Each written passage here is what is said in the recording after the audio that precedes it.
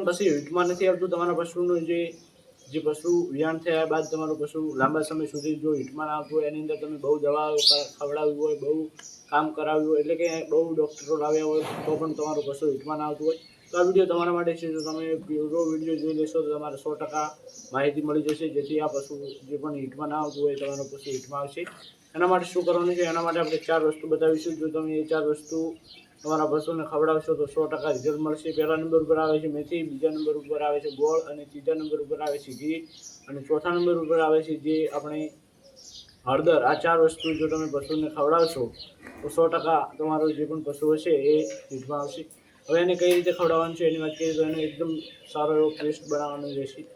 જે 250 ગ્રામ જે એટલો ગોળ, પછી એટલી હળદર, અને એટલો જે 4 વસ્તુ જે છે એટલી આપણે લઈ લેવાની છે. પછી એની અંદર મિક્સ કરીને આપણે એકદમ પાણી રેડીને એનો પેસ્ટ બનાવીને પછી પશુને ખવડાવશો તો 100% તમારો જે પણ પશુ છે એ હિટમાં આવશે.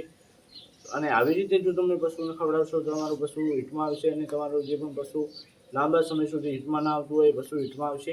હળદર, પછી જે ગોળ અને મેથી, અને જે આપણે વાત કરીએ ઘી, આ 3 વસ્તુનું મિક્સર બનાવી, અને એટલે કે 3-4 વસ્તુ છે એનું મિક્સર બનાવીને જો પશુને ખવડાવવામાં આવે તો પશુ હિટમાં આવતું હોય છે. અને જો વિડીયો તમને ગમ્યો હોય તો બીજા પશુપાલક મિત્રોને શેર કરવા વિનંતી. જય માતાજી.